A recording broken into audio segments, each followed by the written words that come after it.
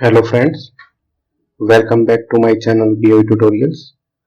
In this video we will discuss about properties of steam. In last video we have already discussed about steam table, entropy of water, entropy of evaporation, entropy of dry saturated steam, entropy of superheated steam, external work done during evaporation, internal energy of steam. So we discuss about vapor formation process. The process of vapor formation from liquid state of water has the following important characteristic. If the process of vaporization is carried out at constant pressure, the temperature will remain constant until vaporization is complete and the liquid is completely evaporated.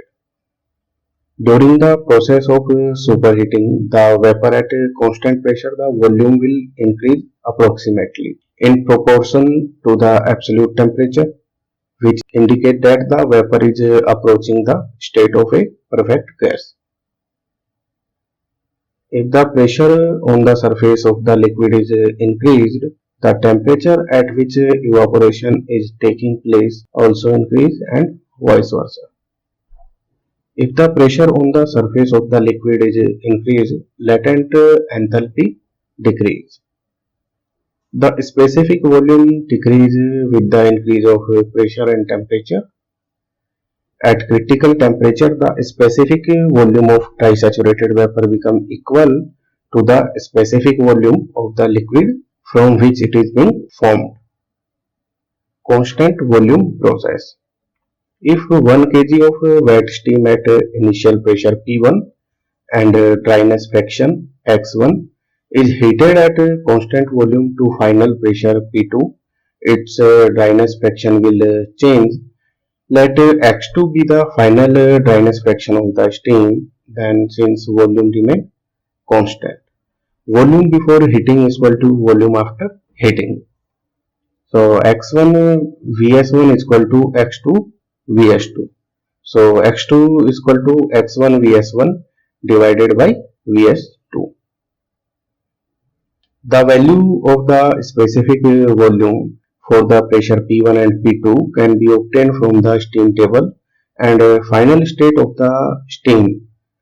X2 can be determined from the equation for the given value of X1. Internal energy is equal to enthalpy of 1 kg of steam minus external work of evaporation. U1 is equal to H1 minus 10 to the power 5 P1 into X1 into Vs1 into 10 to the power 3 kilojoule per kg. Also U2 is equal to H2 minus 10 to the power 5 P2 into X2 into Vs2 into 10 to the power 3 kilojoule per kg. Here P1 and P2 are in bar. If P1 and P2 are in kilopascal, then U1 is equal to H1 minus P1 into X1 Vs1 kilojoule and U2 is equal to H2 minus P2 into X2 into Vs2 in kilojoule. Change in internal energy may be calculated since in the process there is no change of volume, no external work is performed. W is equal to 0. Applying law of conservation of energy, heat supplied is equal to U2 minus U1 plus W is equal to U2 minus U1 plus 0 because W is equal to 0. So heat supplied is equal to U2 minus U1 in kilojoule. Constant pressure process.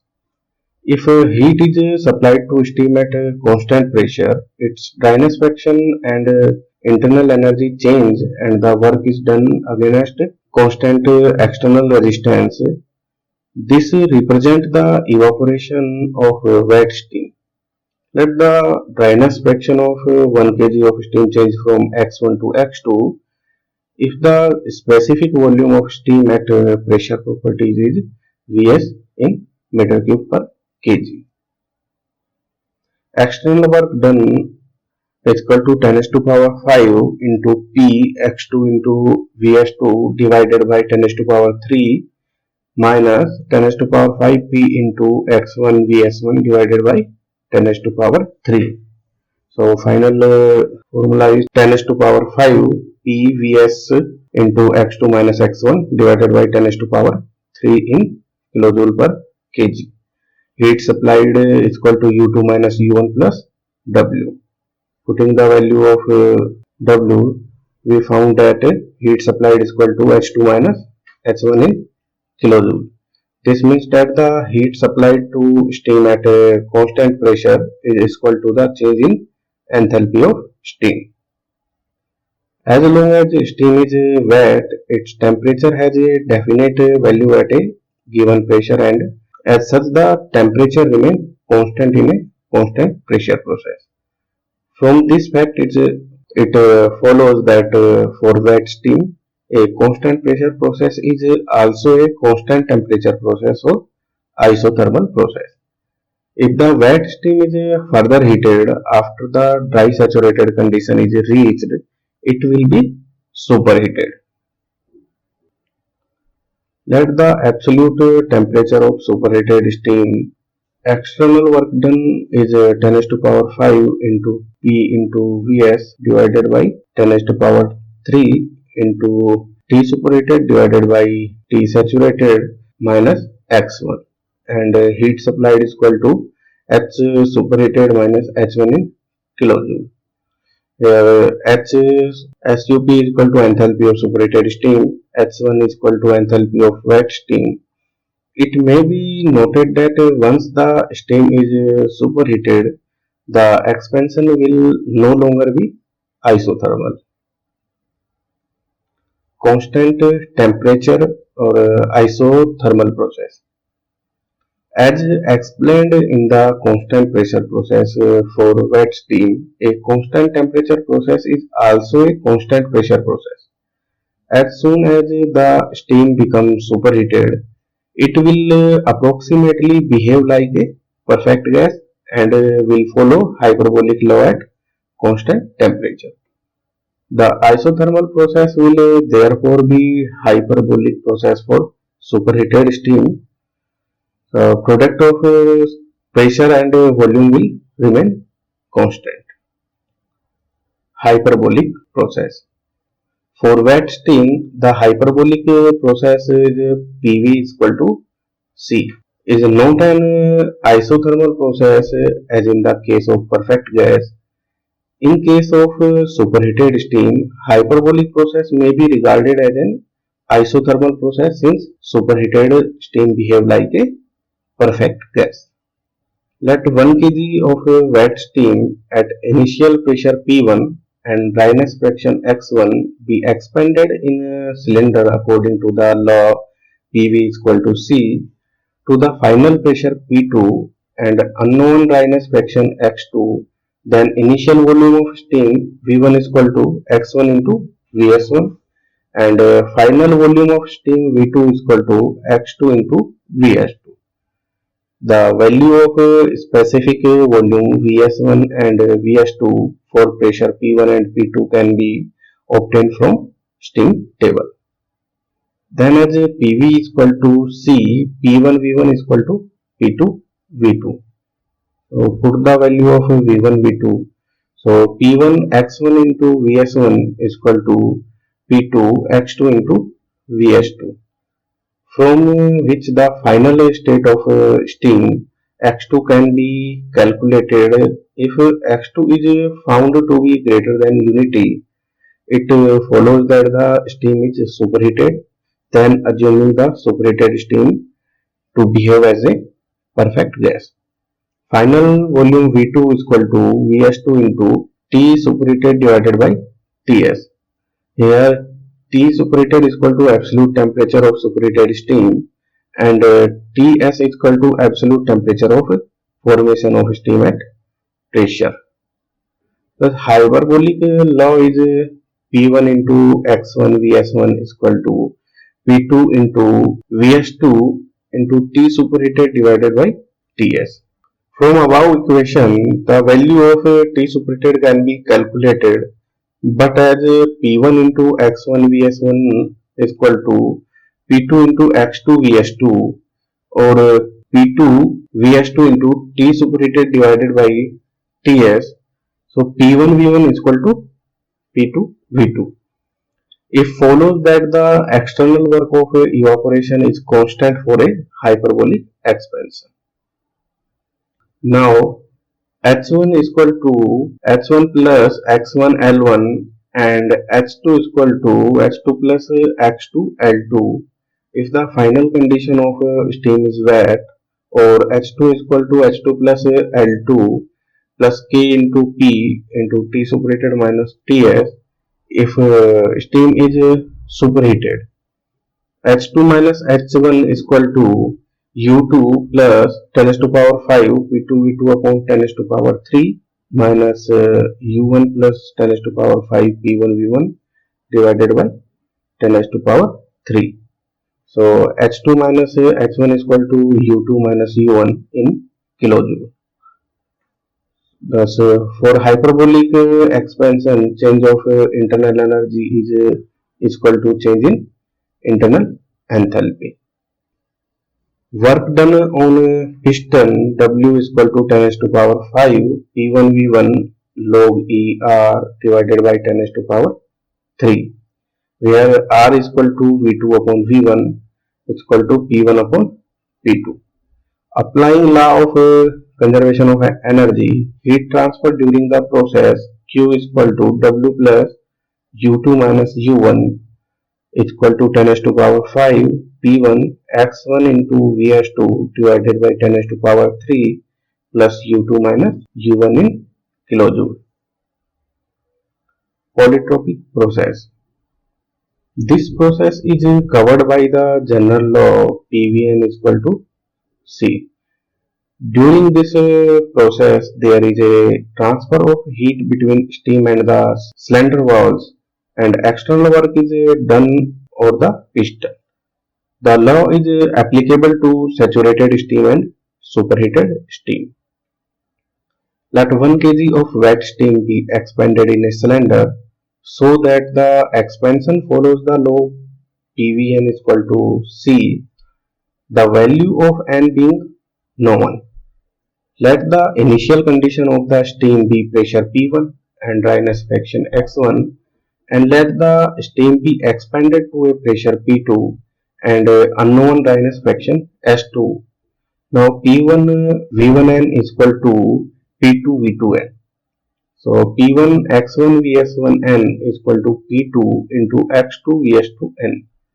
So X2 is equal to P1 upon P2 की power 1 by N into X1 Vs1 divided by Vs2, from which the value of X2 may be calculated. If X2 is found to be greater than unity, the steam will be superheated after the expansion. In that case, P1 into X1 into Vx1 की power N is equal to P2 into Vs2 into T superheated divided by T saturated. So T superheated is equal to P1 upon P2 की power 1 by M into X1 Vs1 divided by Vs2 into Ts.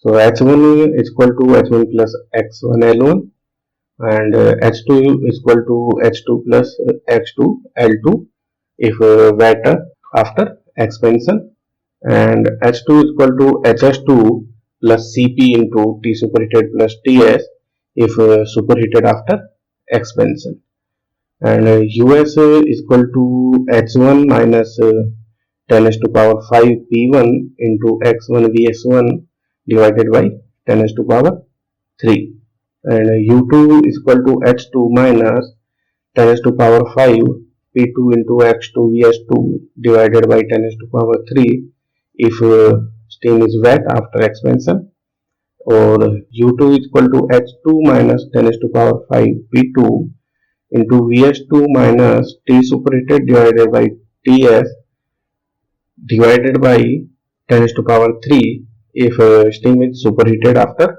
expansion. Work done on piston during expansion in a polytropic process, W is equal to 10 to the power 5 divided by 10 to the power 3 into P1 V1 minus P2 V2 divided by n minus 1 is equal to 10 to the power 5 divided by 10 to the power 3 P1 x1 Vs1 minus P2 into x2 Vs2 divided by n minus 1. If steam is wet after expansion, and if steam is superheated after expansion, so W is equal to 10 to the power 5 divided by 10 to the power 3 into V1 x1 Vs1 minus P2 into Vs2 into T superheated divided by Ts. Applying the law of conservation of energy, heat transferred Q is equal to W plus U2 minus U1 in kilojoule. This will give the heat absorbed from or rejected to the cylinder wall by the steam during expansion. Positive sign will indicate that heat is received by the steam from the cylinder wall, and a negative sign will indicate that heat lost or rejected by the steam to the cylinder walls. Isentropic process. Since during this process there is no transfer of heat between the medium and the cylinder walls, external work will be done on the piston during the process of expansion at the cost of internal energy. If friction is assumed to be absent, the exponent of law PVN is equal to C no longer has a constant value as it has for a perfect gas. However, the external work can be calculated directly. Let 1 kg of steam at pressure P1 and dryness fraction X1 be expanded isentropically internal a cylinder to a final pressure P2 and dryness fraction X2. At the end of expansion, internal which fraction is totally absent can be determined by applying the rule that entropy of the steam before expansion is equal to the entropy of the steam after expansion. If the steam was initially superheated to an absolute temperature T superheated, equation 2 would become finally entropy 1 plus Cp log E T superheated divided by Ts is equal to entropy W2 plus X2 into entropy S2 minus entropy W2. Isentropic expansion is represented by a vertical line on the TQ and HQ chart. Having determined the final dryness fraction of the steam, the change in internal energy may now be calculated as under U1 is equal to H1 minus 10 raised to power 5 P1 into X1 Vs1 divided by 10 raised to power 3 and U2 is equal to H2 minus 10 raised to power 5 P2 into X2 Vs2 divided by 10 raised to power 3. Heat transfer during isentropic process Q is equal to 0. Applying law of conservation of energy, heat transferred Q is equal to W plus U2 minus U1. Because Q is equal to 0, so heat transferred is equal to W plus U2 minus U1. And external work done W is equal to U1 minus U2. This means that during an isentropic process, the external work done is equal to the change in internal energy. For approximate result, it is often assumed that the law of isentropic process for steam is PVN is equal to C, where N is equal to 1.13 for wet steam and N is equal to 1.3 for superheated steam.